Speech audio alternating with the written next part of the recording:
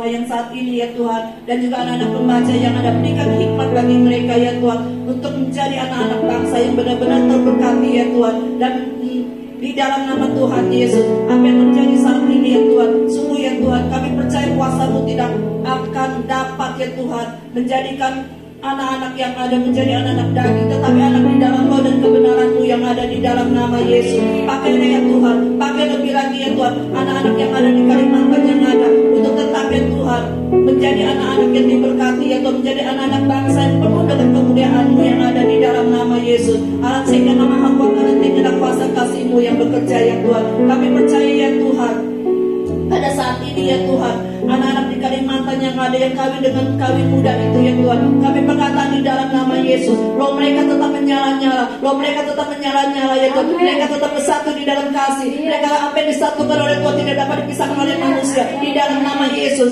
Dan kami juga percaya ya Tuhan, anak-anak muda yang saat ini akan merencanakan pernikahan muda, kami berkata dalam nama Yesus, kuasa-Mu bekerja mengatasi segala ya Tuhan keinginan-keinginan daging mereka di dalam nama Yesus. Dan Kau memberikan hikmat kepada orang-orang tua mereka yang ada untuk takut akan Tuhan, untuk mengajar anak-anak dengan benar ya Tuhan, menjadikan anak yang ada dewasa penuh ya Bapa, dewasa penuh di dalam nama Yesus, kedewasaan dalam umur mereka, kedewasaan rohani mereka yang ada di dalam nama Yesus. Kami juga percaya ya Tuhan, bangsa Engkau juga diberkati, terpuji-puji Engkau yang ada yang hidup bertata di atas segala tata yang ada, yang memberkati Hongkong yang ada. Kami berkata Hongkong penuh kemuliaan, Hongkong penuh kehormatan, Hongkong penuh dengan kerajaan Tuhan yang ada di dalam nama Yesus. Berkata dan kuasa penuhi ya Tuhan gereja-gereja-Mu, bangsa-bangsa yang ada di Hongkong. Mereka akan takut akan Tuhan, mereka bertelur lutut di hadapan-Mu, mengamalkan Tuhan dan Juru Selamat bagi kami semua di dalam nama Tuhan Yesus. Kami juga percaya Tuhan, kerajaan-Mu telah datang. Kami percaya akan terjadi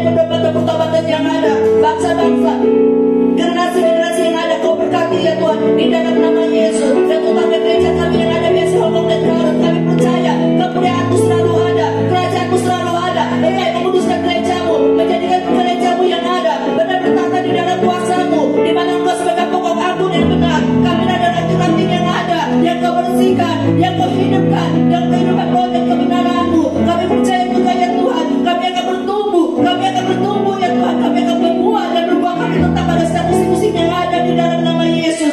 Terima kasih ya Bapa, dan berkatilah ya Tuhan bangsa kami yang ada. Salam Indonesia, salam Indonesia, salam Indonesia, salam untuk bangsa kami ya Tuhan. Dan Sabang sampai Merauke, Engkau memberkati udaranya, Engkau yang memberkati tanahnya, Engkau juga yang memberkati lautan yang ada di dalam nama Yesus. Roh Tuhan, nama Hasan dan Maha Bapala, Maha Mulia kami berkata dan berkuasa memberkati bangsa kami ya Tuhan. Kami juga mohon ya Tuhan untuk Presiden Joko Widodo, Kau dukung terus ya Tuhan setiap pelayanan yang ada, pekerjaan yang ada, biar hikmat manifat itu berasal dari-Mu saja ya Tuhan, membawa bangsa kami sejahtera, membawa kami tetap bersatu di dalam kasih, di dalam satu dan kebenaran, bersatu untuk membangun kekuatan ya Tuhan bangsa kami yang ada di dalam nama Yesus. Terima kasih ya Tuhan, berkati dan juga ya Tuhan Hamba-Mu yang akan menyampaikan isi hati-Mu, maksud dari yang ada, penuhi ya Tuhan dengan roh-Mu, penuhi dengan kebenaran-Mu. Apa yang Kau taruh di hatinya, di dalam pikirannya, itu semua berasal dari-Mu. Perkenanan-Mu yang ada menjadikan kami orang-orang yang takut akan Tuhan, menjadikan kami orang-orang yang berkenan di mata-Mu. Dan pakailah kami semua ya Tuhan di dalam gereja ini sebagai terang dan garam yang ada. Terima kasih ya Bapa, Tuhan sehingga Maha Kuasa-Mu bekerja di dalam nama Yesus. Terima kasih ya Bapa, berkati juga para hamba-Mu yang ada ya Bapa, dari Pastor Johanando dan Pastor Heriko, Pastor Davis yang ada.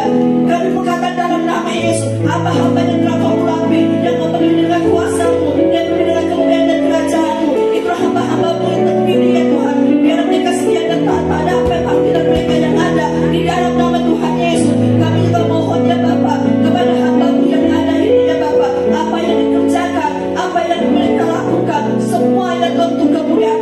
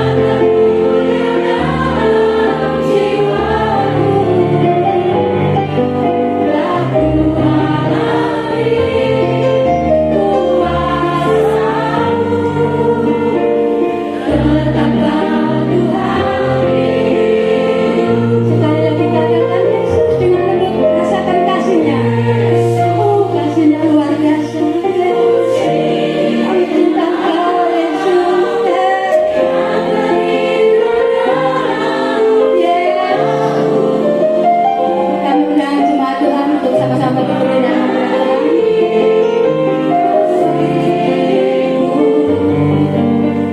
Yang mengalir dalam hidupku,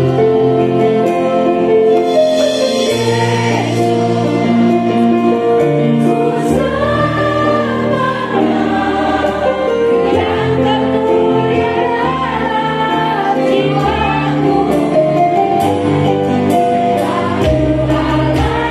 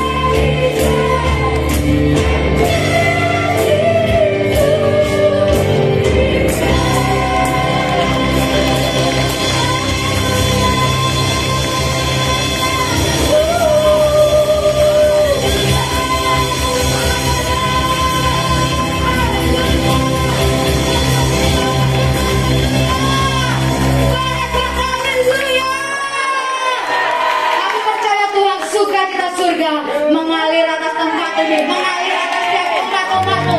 Umat-umat yang bersuka cita sama-sama kita berkatakan amin. Haleluya. Kita percaya kita punya Allah yang ditunggu kekuatan bagi kita. Amin. Dia beda kehidupan bagi saya dan saudara. Yang percaya katakan amin. Yang percaya katakan amin. Bersalam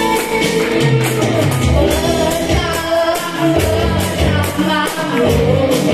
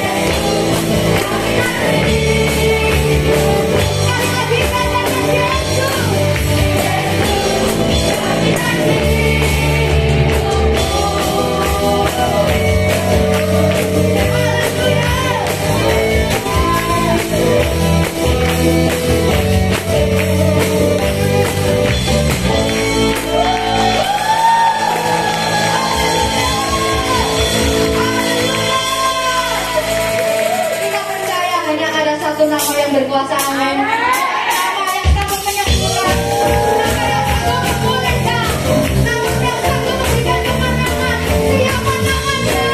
Siapa namanya?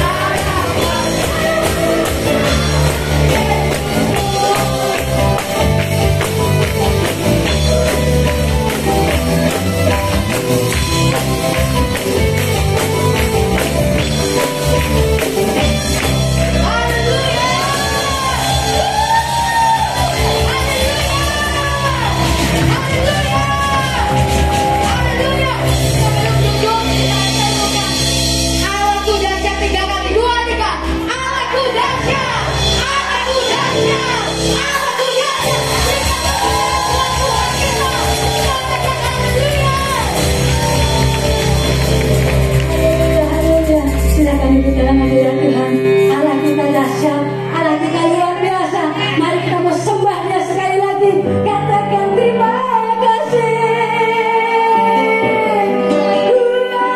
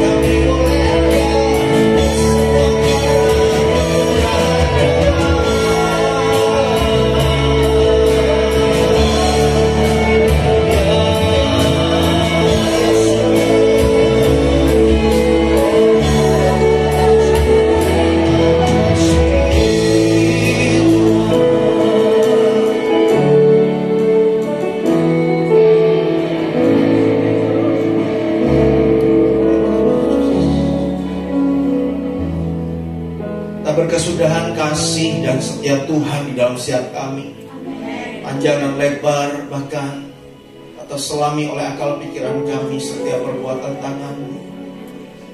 Semua kami ada karena kasih anugerah Tuhan.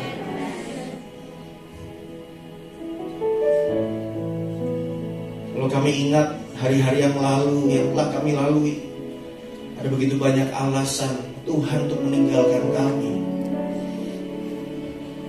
Ada begitu banyak alasan Engkau menghentikan kasih-Mu bagi kami. Tapi semua alasan itu tidak dapat membatasi cinta-Mu sama kami, Tuhan.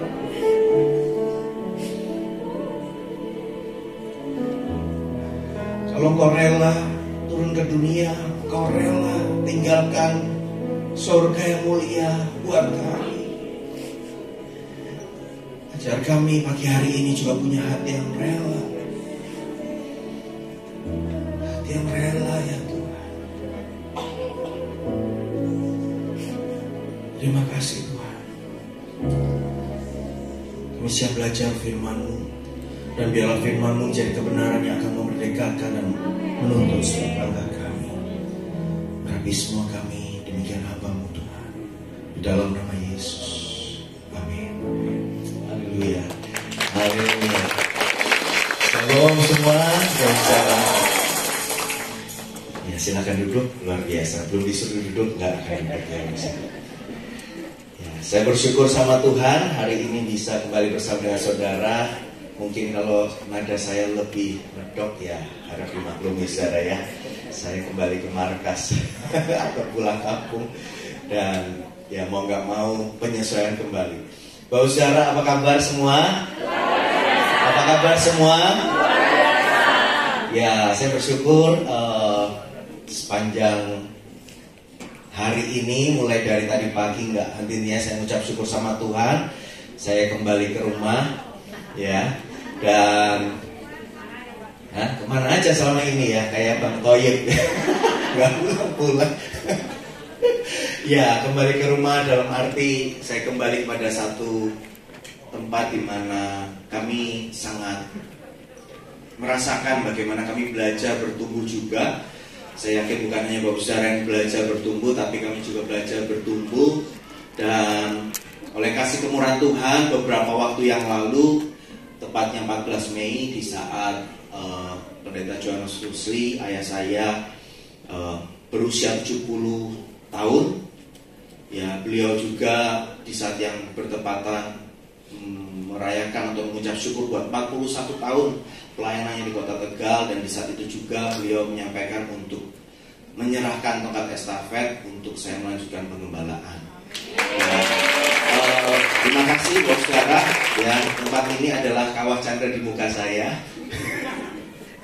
Tentu nggak saya sendirian, karena di sini juga istri saya yang terkasih juga belajar bagaimana belajar menjadi seorang ibu gembala, yang pada awalnya dia bilang saya nggak ada panggilan ke situ, tapi semua dalam rencana Tuhan, sehingga tempat ini sekali lagi juga bukan hanya buat saya, tapi buat istri saya sebagai tempat trainingnya, ya Bapak Saudara ya.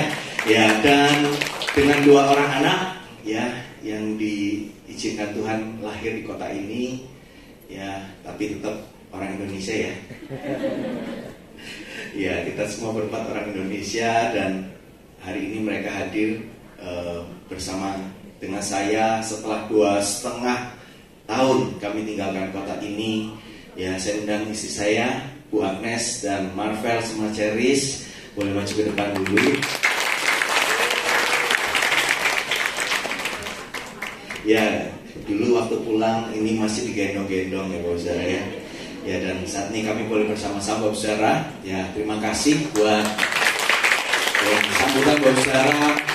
Ya, dari beberapa waktu kemarin, ya saya cukup terkejut karena Wilson sudah di bandara Bapak Saudara. Sebenarnya bukan untuk nyambut kami karena dia angkat temannya, tapi bukan kebetulan Bapak Saudara ya.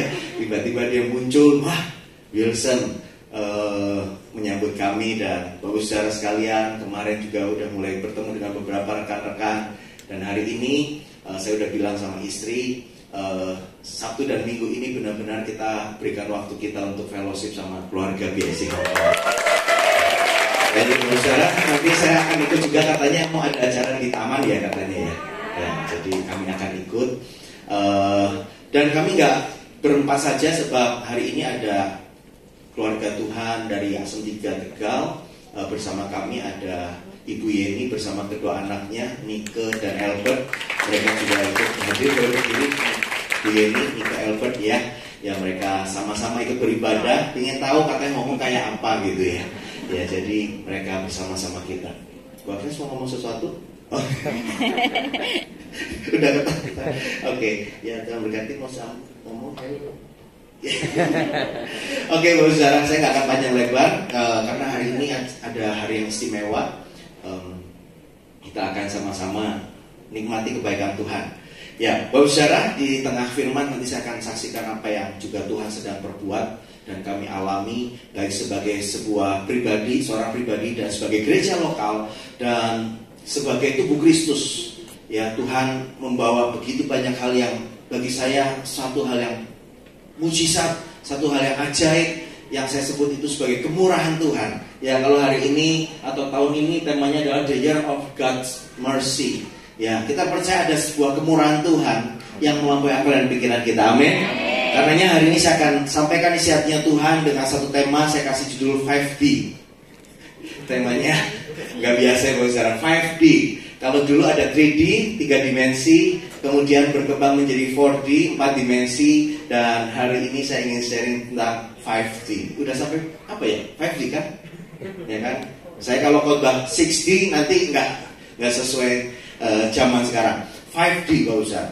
Saya ingin buka dengan satu kisah dari Yohanes 8 ayat 1 sampai 11. Tidak akan saya bacakan, kayaknya ayatnya panjang. Tapi kalau Bapak Ibu Saudara ingat atau yang belum pernah dengar, Yohanes 8 ayat 1 sampai 11 menceritakan bagaimana di saat pagi-pagi benar dikatakan Yesus lagi di bait Allah, ya. Yesus bukan lagi nongkrong-nongkrong di warung kopi atau lagi yamcha atau lagi makan beef noodle, beef brisket gitu ya, Bapak Saudara ya. Tapi Yesus sedang di bait Allah dan orang-orang sedang mendengar Yesus mengajar. Perhatikan, orang-orang rakyat biasa sedang duduk dengar manis mendengarkan khotbah. Istilahnya seperti saat inilah ya Bapak Saudara ya. Lagi mendengarkan khotbah, tiba-tiba ahli Taurat, orang Farisi datang. Guduk. Bukan untuk nyegel sebuah gereja, tapi mereka datang membawa seorang perempuan yang dikatakan kedapatan berbuat zina. Ya, dan ditempatkan di tengah-tengah. Jadi kalau saya bayangkan itu di satu tempat di bait Allah yang bukan tempat untuk mempertontonkan orang, menghakimi orang, tapi sebenarnya untuk tempat seseorang menyembah. Tetapi saat itu mereka ahli Farisi, ahli Taurat, mereka semua melakukan sesuatu yang tidak lazim. Orang Farisi ahli Taurat kan sangat ngerti bait Allah tempat buat apa? Tempat buat nyembah Tuhan, betul nggak? Tempat buat beribadah, membawa korban syukur sama Tuhan. Tapi hari itu mereka membawa seorang berdosa, bukan supaya didoakan, supaya diampuni, supaya bertobat, bukan, tapi supaya Yesus menghakimi dan menghukum orang itu. Nah, lalu orang-orang berkata, pakai ayat Alkitab lagi, pakai hukum Taurat. Musa ngomong Tuhan Yesus, katanya kita diperintahkan melempari perempuan-perempuan yang melakukan dosa kayak gini. Gimana pendapat Tuhan Yesus? Maka dikatakan bahwa Yesus tidak langsung menjawab apa-apa. Yesus ngapain Bapak Saudara? Ada yang pernah baca ayat ini? Yesus membungkuk, kemudian nulis-nulis, ya. Mereka bertanya lagi, apa yang harus kita lakukan sama dia? Terus nulis. Ada yang tahu apa yang ditulis? Ada yang tahu Bapak Saudara? Yang tahu nulisnya apa nanti saya kasih hadiah. Ayo. Ada yang tahu Bapak Saudara? Beneran saya kasih hadiah Bapak Saudara. Karena saya yakin gak ada yang tahu, maka saya berani kasih hadiah. Bapak Saudara kekasih, gak ada yang tahu apa yang ditulis. Tapi perkiraan para ahli pada saat itu, ketika mereka terus mencoba Yesus, terus berusaha memepet itu wanita ini supaya Yesus menyatakan sesuatu untuk menghakimi dia, maka Yesus terus menulis. Dan orang berkata kemungkinan tulisan itu adalah 1, berzina, nilep duit, kemudian apalagi bohong sama istri, bohong sama suami, terus ditulis. Kemungkinan yang ditulis sama Yesus hari itu adalah semua dosanya orang-orang yang lagi datang ke situ. Sudah semua ditulis, kemungkinan ya saudara, baru Yesus berdiri. Saking banyaknya gak selesai-selesai. Lalu Yesus ngomong apa? Barang siapa di antara kamu yang gak berdosa, silahkan kamu yang pertama lempar batu ke perempuan ini. Nah, semua udah lihat, lah dosa saya ditulis. Ya, itu saya. Nah, itu saya. Sehingga akhirnya satu persatu mereka mulai berpaling pergi. Dan dikatakan mulai dari yang paling tua. Kenapa Bapak Saudara? Mungkin yang paling tua paling banyak dosa. Oh maaf ya Bapak Saudara. Enggak. Tapi mungkin karena yang paling tua yang ngasih contoh. Yang paling tua yang mungkin juga dia dihormati pada waktu itu, dia mungkin yang punya ide. Ya udah kita bawa orang ini kepada Yesus aja supaya Yesus menghakimi dia. Dan hari itu Yesus juga melakukan kesalahan. Dan Bapak Saudara, setelah semua itu terjadi Bapak Saudara, Yesus bangkit berdiri lagi dan akhirnya dia ngomong kepada perempuan itu. Karena dia tadi tunduk terus dia berdiri. Loh, pada kemana semua? Perempuan ini bilang apa? Nggak ada lagi mereka. Mereka sudah pada pergi Tuhan. Dan Yesus bilang, aku pun tidak menghukum engkau. Pergilah dan jangan berbuat dosa lagi mulai dari sekarang. Ini cara yang menurut saya aneh, gak lazim menghadapi orang berdosa. Coba kalau Yesusnya saya mungkin dan Pastor Davis ya. Ayo, saya dulu yang nimpuk gitu. Karena saya rasa paling benar. Tapi hari itu sang kebenaran tidak melakukan cara yang demikian. Sang kebenaran kerjanya ngapain Bapak Saudara? Nulis-nulis. Dan setelah dia nulis-nulis dia bilang, silakan, ia nggak berbuat dosa, silakan nimpuk. Dan Bapak Saudara yang kasih, ketahuilah Bapak Saudara siapa perempuan ini. Alkitab tidak menulis dengan detail siapa. Tetapi kalau kita memperhatikan lebih lanjut ya, dari Yohanes 8 ayat 10 sampai 11 tadi, di bagian akhir sudah dengan jelas pergi dan jangan berbuat dosa lagi. Maka kita akan ketemu siapa perempuan ini. Kita lihat yang kita bisa perhatikan pertama adalah orang ini sudah diampuni Tuhan. Amin Bapak Saudara. Dia diampuni oleh Bapaknya, oleh Tuhan yang menciptakan hidupnya. Yang pertama adalah kita diampuni. Pengampunan yang Tuhan kasih itu akan menjadi titik balik bagi seseorang untuk menerima, mengalami, dan meneruskan kemurahan Bapa dan membawa terobosan hidup kepada orang-orang di sekeliling saya. Coba ikuti saya sama-sama. Pengampunan adalah titik balik yang sesungguhnya untuk menerima, mengalami, dan meneruskan kemurahan Bapa dan membawa terobosan hidup kepada orang-orang di sekeliling saya.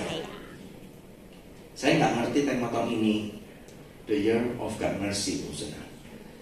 Tadi malam saya sudah ngomong ke tim Praise Worship, saya siapin lagu ini gitu ya. Tapi terus saya rubah Bapak Saudara. Makanya tadi pagi saya rubah juga lagu ini. Saya merasa bahwa hari-hari ini Tuhan ingin balikan kita untuk memahami kasih yang sejati dari Bapa. Karena dunia ini benar-benar butuh yang namanya kasih yang sejati. Kasih yang bisa mengubah hidup orang berdosa. Bukan hanya berbalik menjadi orang baik, tetapi kasih yang membuat orang berdosa hidupnya dipulihkan dan dia akan dipakai Tuhan luar biasa. Dan orang itu akan dimuliakan Tuhan. Jadi pengampunan itu adalah titik balik buat seseorang yang sesungguhnya gak pantas, sesungguhnya gak layak untuk dia terima kembali dan mengalami kasih Tuhan. Serta apa? Bukan hanya menerima dan mengalami, tapi melanjutkan, meneruskan mercy-nya Tuhan, kebaikan, kemurahannya Tuhan kepada orang-orang di sekitarnya. Dan dari pengampunan itulah membuat hidup seseorang akhirnya menjadi pribadi yang kedua diterima. Saya masih ingat bagaimana saya pernah bilang kepada Bapak Saudara sekian waktu yang lalu, mari jangan jadi orang Kristen yang kerjaannya jadi mesin screening, ya.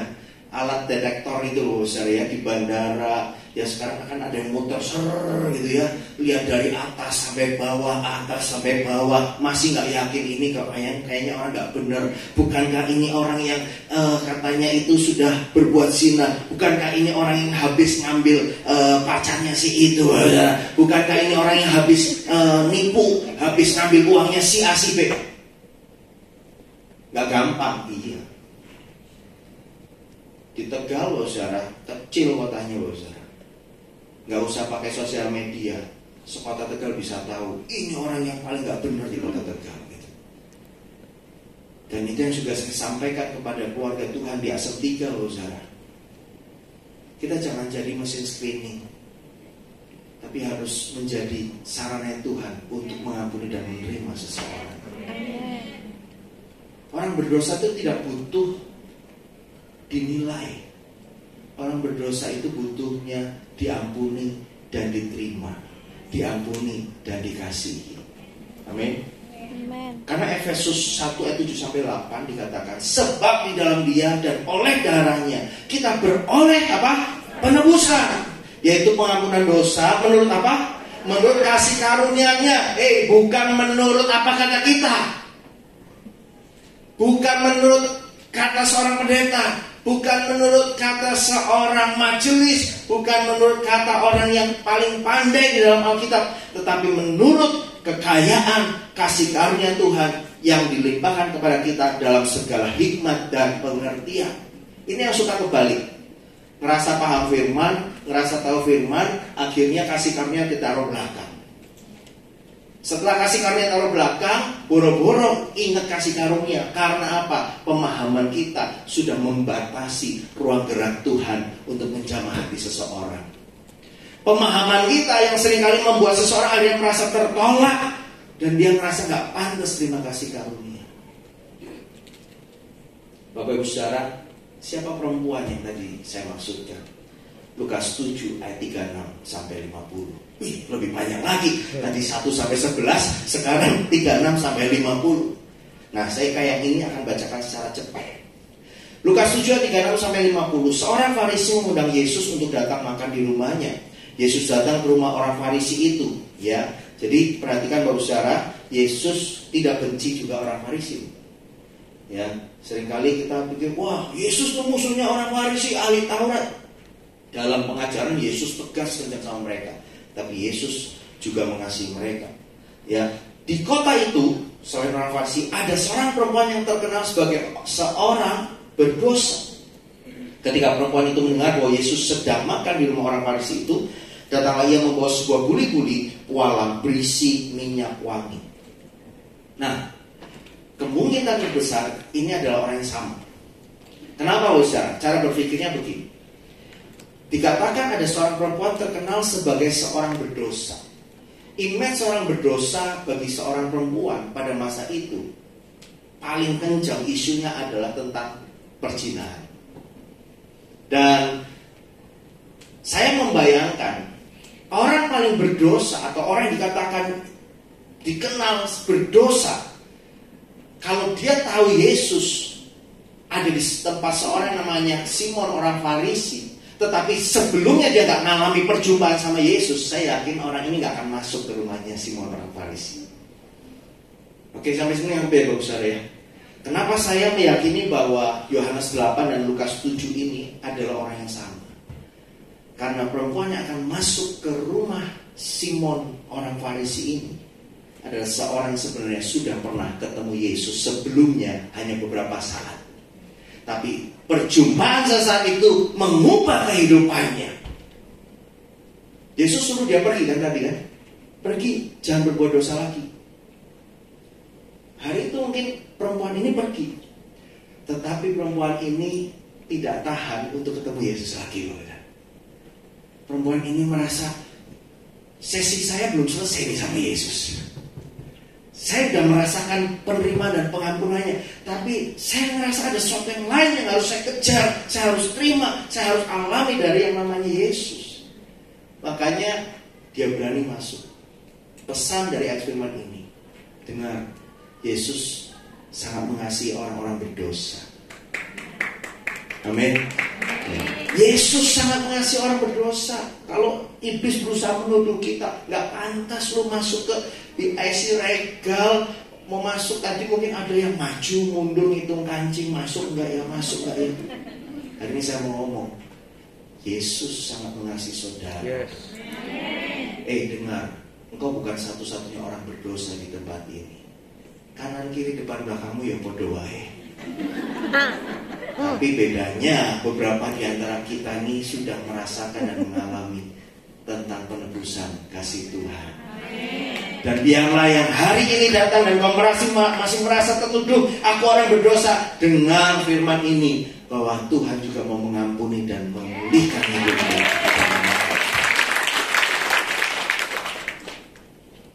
Dia masuk tapi sambil nangis. Namanya wanita, ya kan?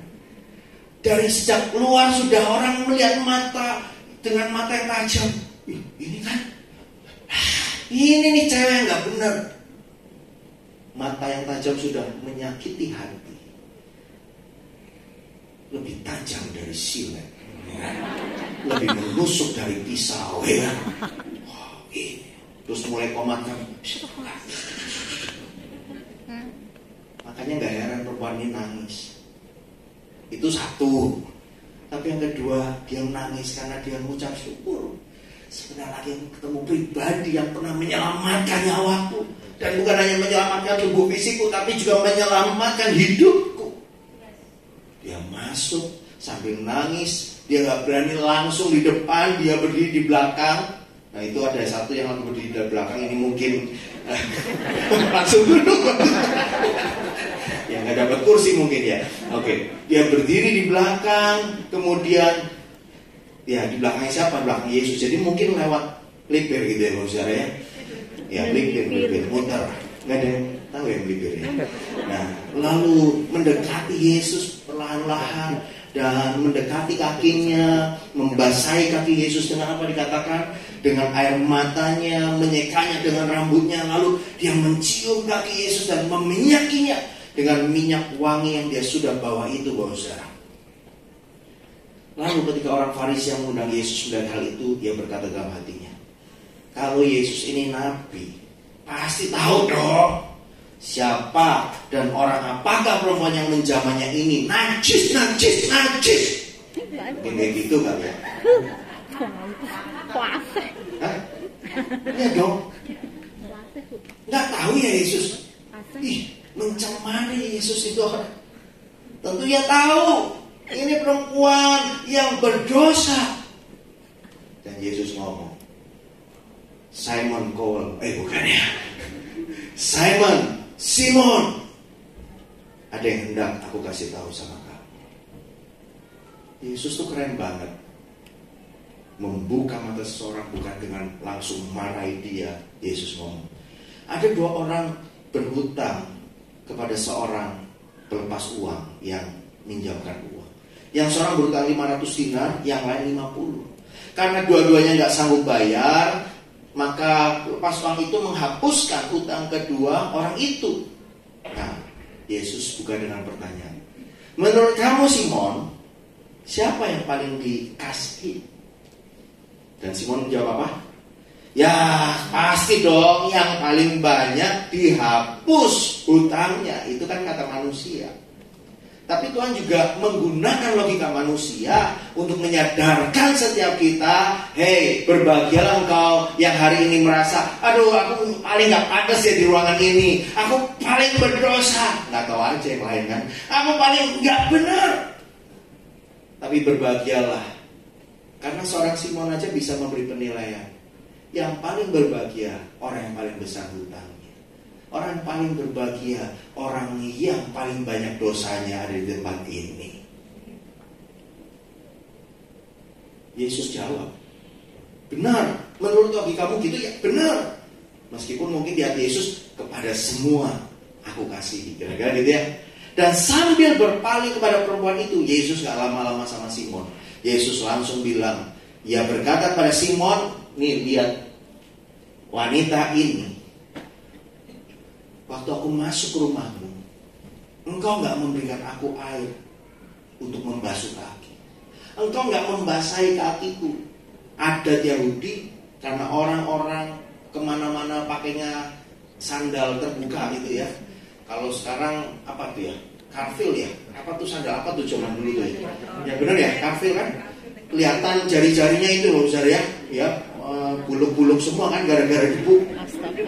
Ya kan, masuk ke satu ya, bahasa Jerman ya, buluk-buluk. Ya. Nah, masuk ke setiap rumah itu harusnya akan ada orang yang bertugas menyiapkan air, terus membasahi kaki Yesus, membasahi kaki tamu, membersihkan kaki tamu, baru masuk gitu. Tapi nggak tahu kenapa antara nggak prepare, nggak persiapan, atau Simon menganggap rendah kehadiran Yesus, maka semua itu nggak disiapkan. Dikatakan, kamu nggak membasuh kakiku, tapi dia membasahi kakiku dengan air yang istimewa. Karena yang lain bisa nyari air di sumur atau di mana, tetapi dia membasahi Yesus, kaki Yesus dengan apa? Air matanya. Itu istimewa. Karena tiap orang nggak bisa punya air matanya orang lain, dan itu tidak akan keluar kapanpun. Coba bawa saudara, suatu hari Kak Arik nangis terus ya. Kenapa Rik? Bendul mata nangis, ya kan? Hanya sekali-kali untuk momen yang menyedihkan atau momen yang mengharukan. Dan dikatakan dia menyekat dengan rambutnya. Hai wanita-wanita yang dikasih Tuhan, Anda sangat menjaga rambut Anda, bukan? Perawatan yang sering dilakukan untuk membuat rambut Anda terlihat dan melambai-lambai, berkilau-kilau, ya kan? Bukan hal yang mudah untuk merelakan rambut yang menjadi lambang mahkota bagi seorang perempuan untuk ditempatkan menjadi sebuah sarana melayani Tuhan untuk hal yang paling rendah. Kalau ada yang bilang, aku sih melayani Tuhan, belajar sama wanita ini. Dia melayani Tuhan, memberi yang terbaik bagi Tuhan. Engkau nggak mencium aku, ya.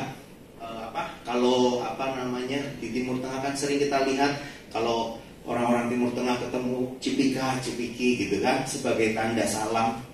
Tetapi sejak masuk, ia tiada hentinya mencium kakiku. Coba bayangin gak usah, kaki yang buluk itu tadi masih mungkin ada pasir-pasirnya. Maaf, saya bukan bermaksud jorok. Ada bau gak sedap. Pernah ngalamin kayak gitu gak usah? Tapi gak perlu sampai nyium kaki kan? Duduk saja kadang bisa merasakan kan? Ini Yesus mencium kaki. Coba kalau Pastor Davis muntah nggak? Ya saya pun akan mikir-mikir 10-20 kali cium gitu. Tapi namanya orang sudah mengalami cinta Tuhan tuh nggak peduli. Yang dia mau cuma satu, semakin dekat dan memberikan hidupnya yang terbaik sama Tuhan.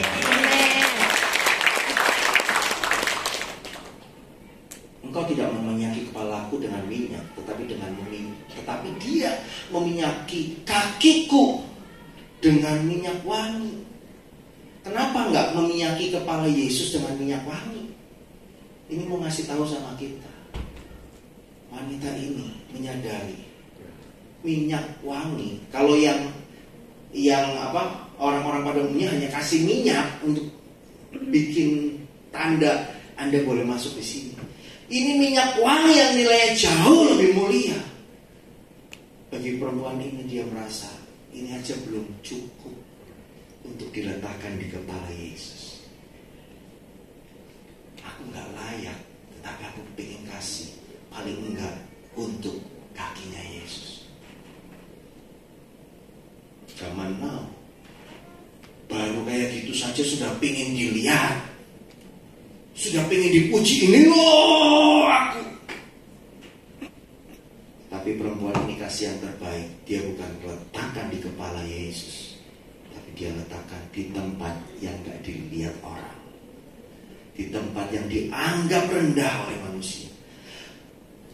engkau nggak mencium aku, tapi sejak semula aku masuk dia tidak hentinya mencium kakiku. Engkau tidak menyakiti kepalaku dengan minyak, tapi dia meminyaki aku dengan minyak wangi. Sebab itu aku berkata kepadamu, dosanya yang banyak itu telah diampuni, sebab ia telah banyak berbuat kasih.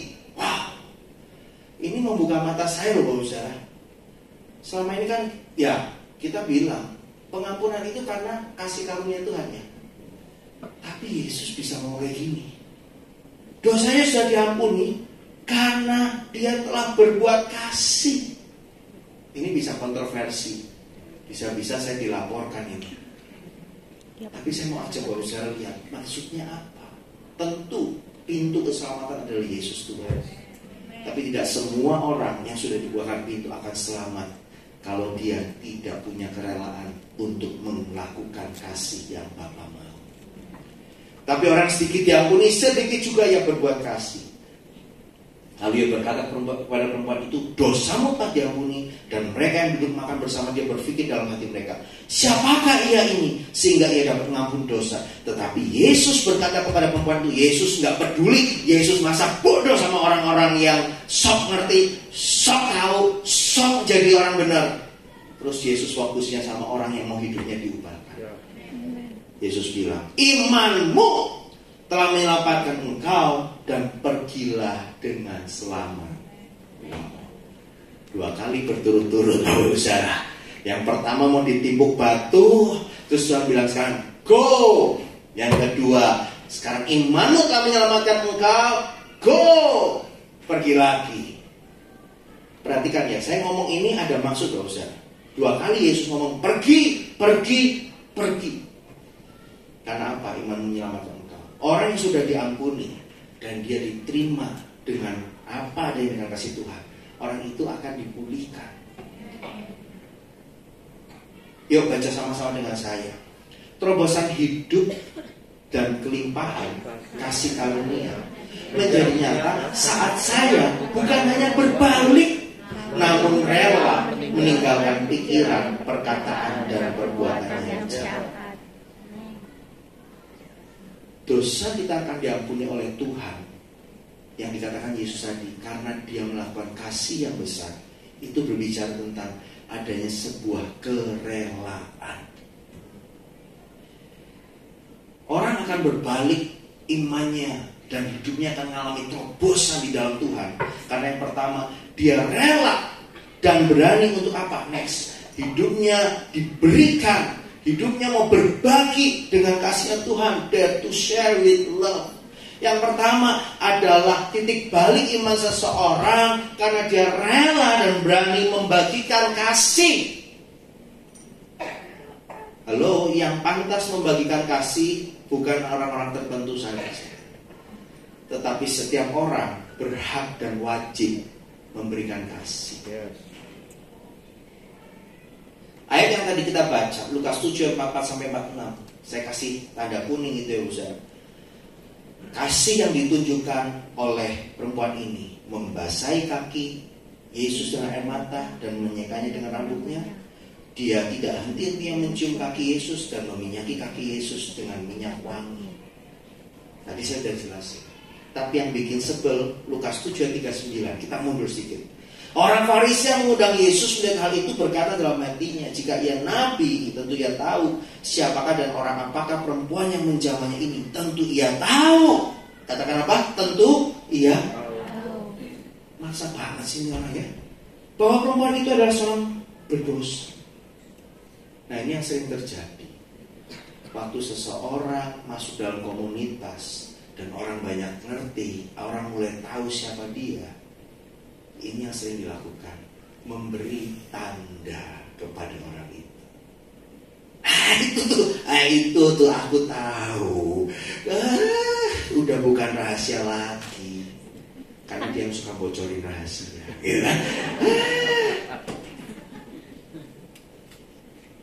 Bahwa saudara, hidup kita ini bukanlah untuk menandai seharusnya, tapi hidup kita hanya untuk mempercayai janji Bapa, mempercayai firman-Nya, bukan buat nandai orang.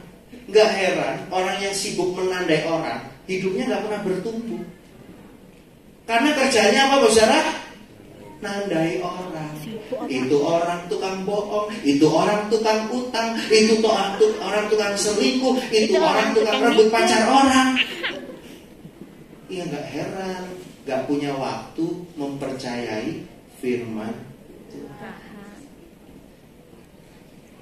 Kita bukan pemberita enggak, tetapi kita fungsinya hanya satu, menjadi orang yang mempercayakan hidup sama Tuhan.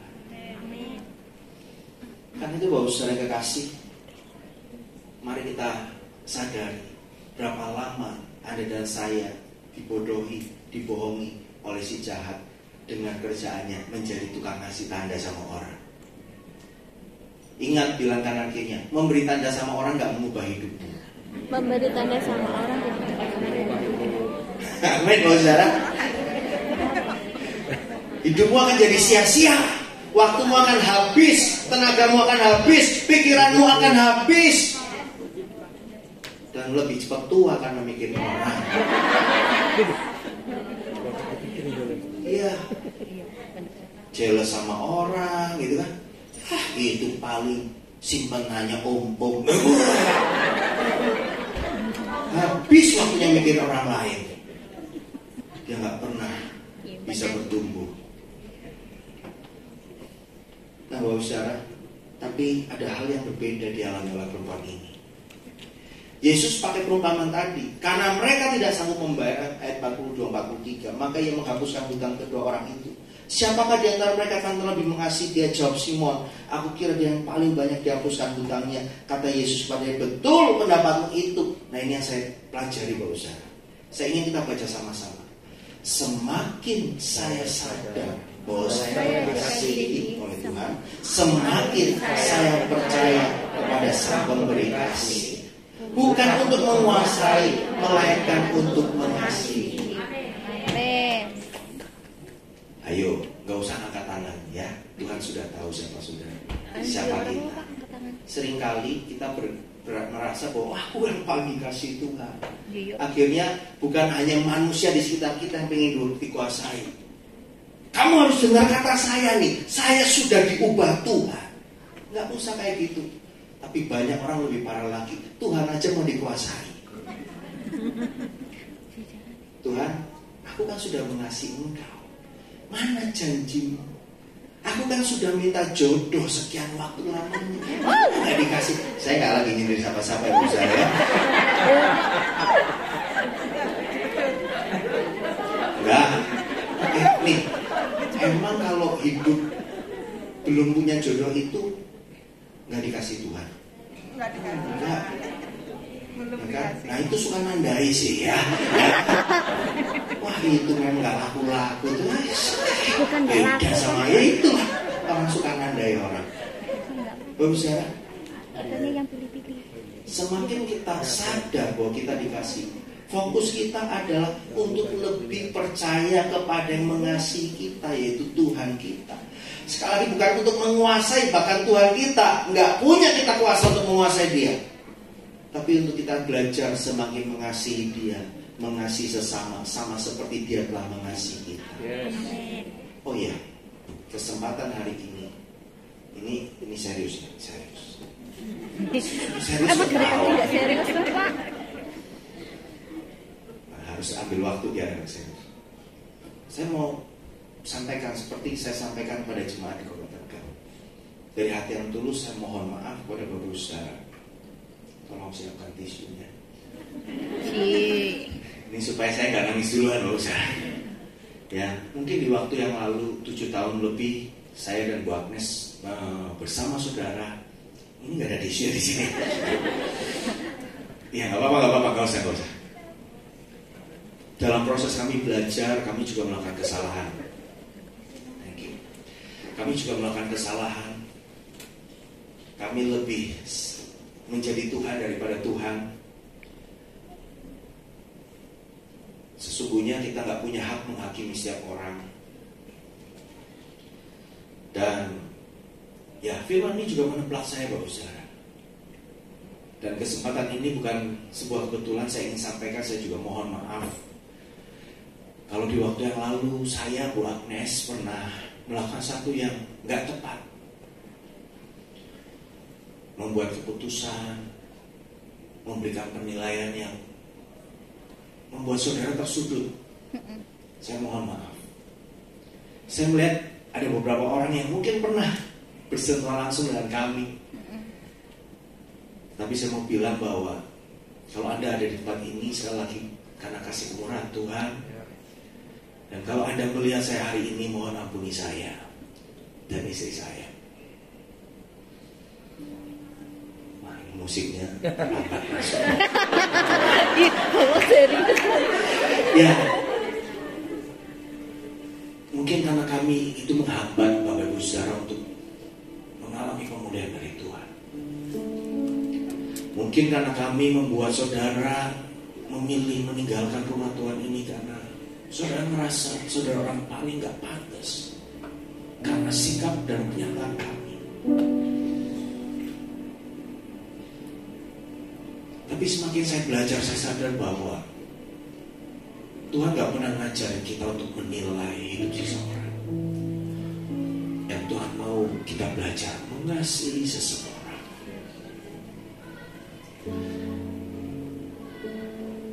Teman-teman, engkau gak usah takut dengan orang-orang yang berusaha menjatuhkan hidupmu. Engkau gak usah merasa khawatir kalau ada orang yang seakan-akan menjadi lebih baik dari engkau, kelihatannya lebih famous, lebih terkenal dari engkau. Tapi justru engkau harus belajar mengasihi mereka. Saya berani lakukan ini karena saya mau berubah. Mungkin orang yang berkata, ya Pak Pendetanya aja masih gak benar. Lebih baik saya sadar saya gak benar daripada saya gak pernah sadar saya tidak benar. Kita harus punya kerelaan yang kedua, untuk rela dan berani berubah berdasarkan iman. Bukankah iman adalah sesuatu yang berbicara tentang engkau belum melihatnya? Engkau mungkin belum melihat suamimu berubah. Engkau mungkin belum melihat orang tuamu berubah. Engkau mungkin belum melihat pasanganmu berubah. Tapi engkau harus yang terlebih dahulu rela untuk berubah dan melangkah dengan iman.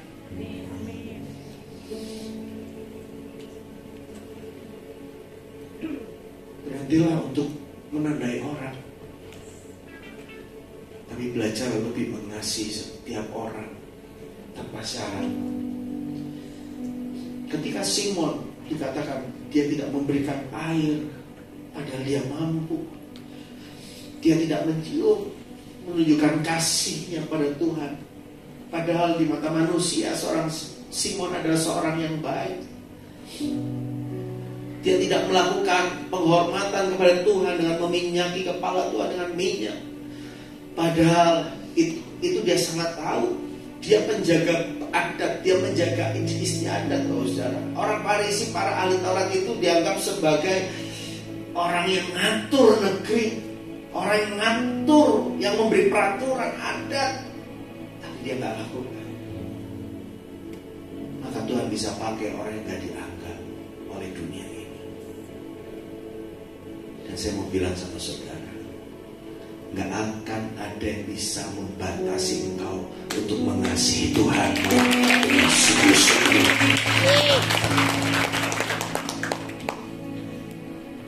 Bahkan untuk perasaanmu, ketahuilah, dia sangat terbuka. Dia sangat terbuka sama engkau. Imanmu yang teraktivasi oleh kasihnya Tuhan, itu harus selalu ditunjukkan dengan tindakan yang sesuai firman. Bahkan itu kalaupun harus melampaui akal dan pikiranmu, melampaui kebiasaan, bahkan melampaui apa kata dunia, lu yakin mau memberikan hidupmu sama Tuhan? Lihat tuh tanda di badanmu. Mungkin hari ini ada yang pakai tato, ada bertato. Saya ada di sini. Ayo lalat Bapak besar. Saya mau cerita. Di tempat kami melayani hari ini, yang namanya orang bertato bukan hal yang aneh untuk kami lihat. Tapi saya pesan ya, yang hari ini gak bertato gak usah tatoan ya. Artinya begini, rumah Tuhan adalah rumah bagi siapapun. Awalnya mereka malu-malu pakai lengan panjang, tapi saya bilang, ya sudah nempel di situ, mau diapain lagi? Justru biar orang yang baru masuk tahu di sini adalah rumah kemurahannya Tuhan. Bapak Ibu nanti kapan kalau ke Tegal, silakan lihat ada Aser yang tangannya seperti tatoan.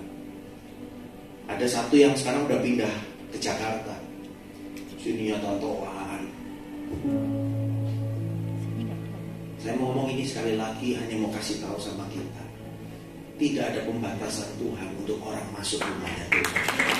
Tidak ada pembatasan Tuhan untuk memakai hidup semua orang. Ada seorang jiwa yang baru dibaptis belum lama ini. Saya sebut nama supaya saudara punya gambaran. Orangnya jenggotan, namanya Iqbal Azhari. Tuhan kasih nama buat dia setelah dia dari baptisan itu.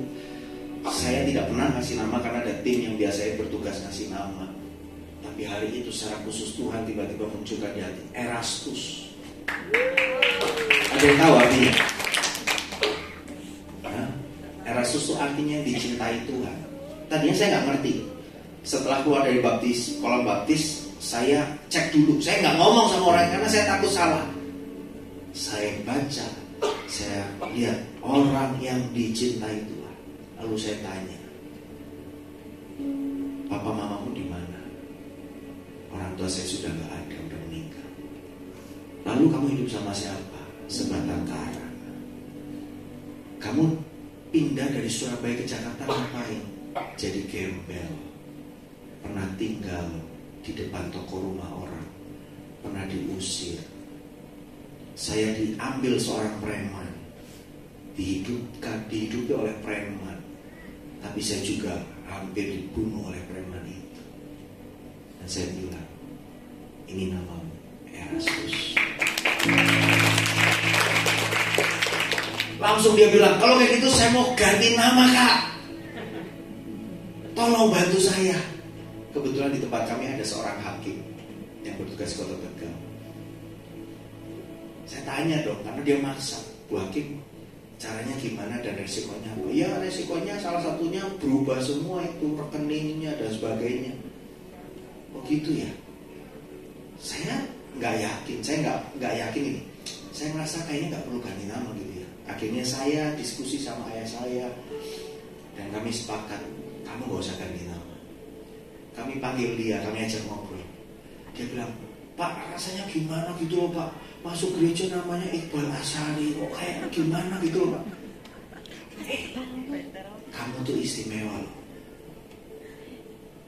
Kalau saya ketemu sama orang, namanya siapa? Daniel. Kristen ini. Tapi kalau yang masuk namanya, nggak apa-apa kenalin nama baptis, Erastus Iqbal Azhari. Bingung orang. Langsung tanya, kenapa kamu jadi murid Yesus sekarang? Ngerti maksudnya Bos? Anda gak usah tutup-tutupi identitasmu. Jadilah dirimu apa adanya sebagai orang yang akan hidup di dalam Tuhan. Dan hari ini saya mau katakan, orang yang baru 2 bulan terima Tuhan Yesus dan memberi diri baptis, hari ini dia sedang memuridkan orang yang lain. Dia baru kehilangan satu orang yang dia kasih, dan dia bilang, Pak, aku nyesel, aku harus lebih cepat lagi menyelamatkan teman-temanku. Kenapa orang itu bisa demikian, Bapak Ibu? Karena dia tahu Tuhan sangat peduli sama dia, dan dia punya orang-orang yang sangat mengasihi dia. Ada satu yang lucu, setelah dia dibaptis, setelah ngikutin retret 1 hari, salah satu retret itu tentang pelepasan, kuasa pelepasan. Siapa yang merokok, diangkat tangan. Tapi belum berhenti, masih merokok. Saudara Nathan masih merokok, Bapak Saudara. Kenapa saya tahu? Dia pasang status, Tuhan terima kasih buat keluarga yang baik ini, yang telah mengasihi saya. Tangan kiri saya sudah patah dihajar sama preman itu, tapi saya masih punya tangan kanan. Saya mau Tuhan pakai tangan kanan saya melindungi mereka. Bawahnya yang agak bikin saya gregetan, ketawa. Tapi kalau boleh, izinkan saya masih merokok, Tuhan. Ngomong apa saya? Saya nggak bisa bilang terus, nggak juga. Saya bilang nggak boleh. Saya tahu bahwa Anda nggak akan bisa lepas kalau nggak ada kerelaan. Dan saya cuma bilang, saya tahu suatu hari kamu bisa lepas. Tinggal cuma butuh kerelaan. 2 minggu kemudian, waktu saya muridkan dia, sekarang kami polanya berubah. Ya, tidak ngumpulin orang kelas, tapi kami melatih orang supaya orang latih, muridin orang. Jadi nggak kelihatan, tapi kalau sudah sekali kumpul retret akan banyak. Dan yang paling saya suka hari-hari ini, hampir tiap hari banyak jemaat yang minta, Pak, saya minta toolkitnya untuk saya muridin orang. Nggak perlu lagi bikin kelas, setiap hari ada pemuridan. Salah satunya dia. Dan Bapak Ibu Saudara, singkatnya adalah iman kita harus ditunjukkan dengan sebuah tindakan. Orang yang tadi suka nyuri, jangan nyuri lagi, kata Efesus 4:28-29. Baiklah ia bekerja keras dan melakukan pekerjaan baik dengan tangannya supaya dapat membagikan sesuatu kepada orang berkekurangan. Iqbal Asyari yang tadinya pelit, medidit, pret gitu ya Bapak Saudara, genggemuat bagi uang begitu rupa. Tuhan jamah dia. Puncaknya satu kali ada ujian iman buat dia. Dia sampai bilang satu kali, Pastor, aku malu ngomong ini, tapi 1,5 bulan aku gak dikasih gaji sama bos. Udah gak ada uang. Boleh pinjam gak buat 3 minggu ke depan? Kira-kira apa yang terjadi Bapak Saudara? Saya kasih? Enggak. Bapak Saudara, Tuhan tahan hati saya untuk ngasih. Saya orang yang, ya bukan membanggakan diri ya, saya orang yang gampang terdorong untuk itu. Tapi hari itu Tuhan ajarkan, ingat bahwa dia kepada aku, bukan bahwa dia kepada kamu. Tapi 3 hari kemudian baru saya kasih. Itu pun gak seberapa. Saya gak ngerti kenapa Tuhan tahan hati saya dan 3 hari kemudian diingatkan kasih dia. Paginya saya kasih, nggak banyak. Dia berterima kasih. Sorenya ada temennya datang. Aduh, HP ku rusak, nggak punya duit, pinjam duit dong. Dalam hati baru aja ambil duit di ATM, ada yang minta duit saya. Dia gumul. Gimana Tuhan? Dia belajar mempraktekkan kasih. Nih buat kamu aja. Di hati puasa puasa mendadak. Tapi dia bilang, terima kasih Tuhan, aku belajar mengasihi. Malam hari tiba-tiba dia dirayakan. Ini ceritanya habis baptisan air beberapa hari kemudian. Malam hari bosnya tiba-tiba datang bawa McD, KFC dan lain-lainnya. Kemudian ngajak yang lain, happy birthday to you. Bos, saya nggak ulang tahun loh bos. Lah kan kamu baru lahir baru. Mereka bukan orang Kristen Bapak Saudara. Ini buat hari kelahiranmu ini. Kami merayakan kamu. Selesai acara, bosnya manggil dia, sini aku mau ngomong. Sorry ya, aku terlambat ngasih kamu. Ini ada berkat buat kamu dan habis ini ada proyek buat kamu. Dia dikasih 2 kali lipat dari yang gaji. Nah, saya mau cerita bukan dapat 2 kali lipatnya Bapak Saudara, tapi tindakan imannya mengajari dia untuk hidupnya lebih berkenan di hati Tuhan. Iman yang benar akan selalu membawa perubahan kepada hidup yang benar. Bukan hanya berhenti dan berbalik, melainkan berjalan melakukan kehendak Bapa. Maaf saudara, Anda akan buang waktu kalau Anda hanya merasa terima kasih Tuhan aku diampuni, tapi engkau gak mau bertindak untuk melakukan kehendak Bapa. Jangan buang waktumu memanasi bangku gereja cuma dengar pengajaran yang bagus. Tapi setiap kau mendengar Tuhan ngomong kuat di hatimu, lakukan, praktekkan, berusaha. Jadi titik balik yang ketiga, setelah berbagi berubah, maka Anda dan saya rela berani pergi jadi saksinya Tuhan. Alkitab sudah buktikan, perempuan Samaria gak perlu lama-lama, dia bisa jadi saksi Tuhan. Saya sudah cerita barusan, seorang yang baru 2 bulan saya dampingi, dia sudah berani menjadi saksinya Tuhan. Saya tahu di sini adalah tempat yang sangat baik.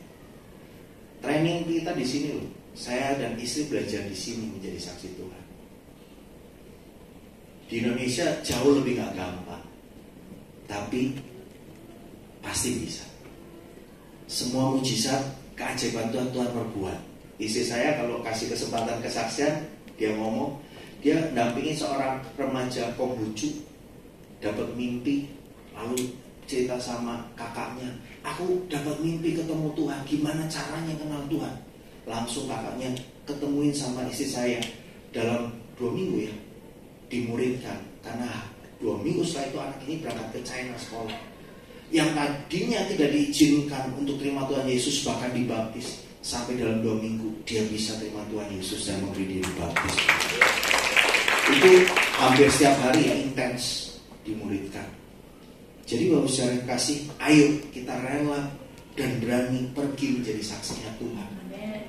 Saat saya tidak berhenti, katakan sama-sama, saat saya tidak berhenti, melainkan rela dan berani pergi sebagai saksi, saya akan melihat kuasa dan penyertaan Bapa serta terobosan yang menyembuhkan dan memulihkan orang-orang di sekitar saya.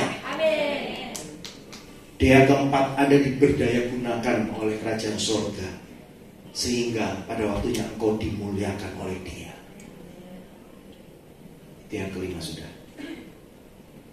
Saya tutup dengan kesaksian seorang pendeta Konghucu. Sekitar setengah tahun yang lalu, ada seorang pendeta Konghucu. Ini musiknya boleh main, Pak.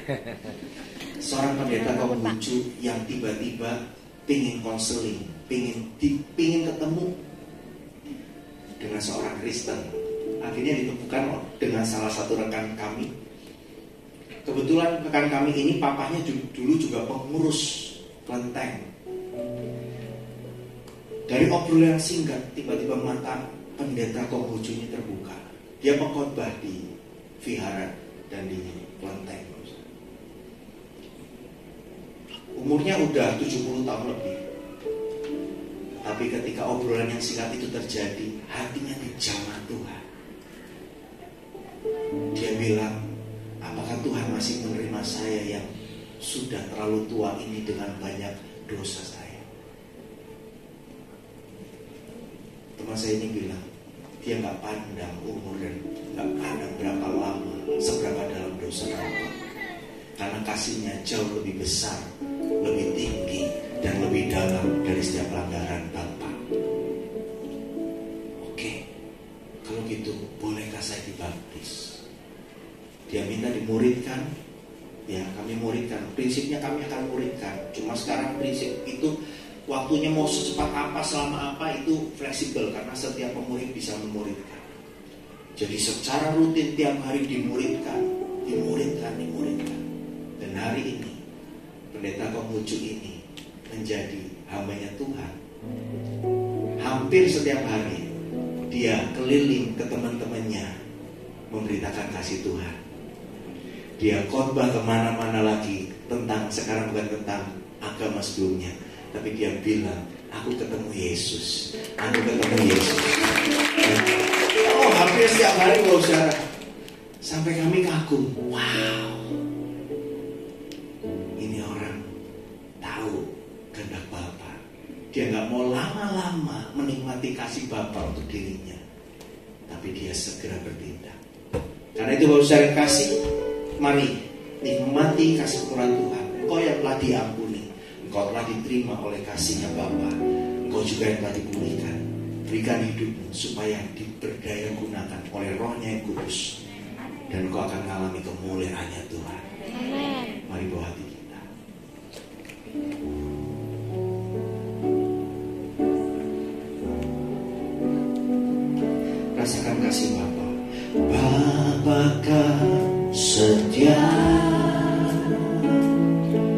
takkan meninggalkan, dan ku percaya Engkau dalamku dan ku milikmu.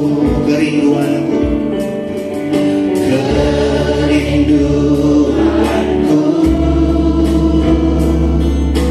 tinggikan nama. Siapkan kita untuk sama-sama bangkit berdiri bawah saudara. Karena ku tahu Engkau dalamku dan ku dalammu.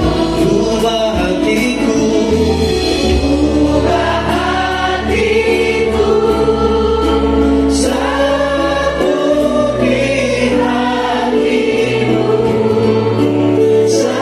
setulus hatimu, kasihmu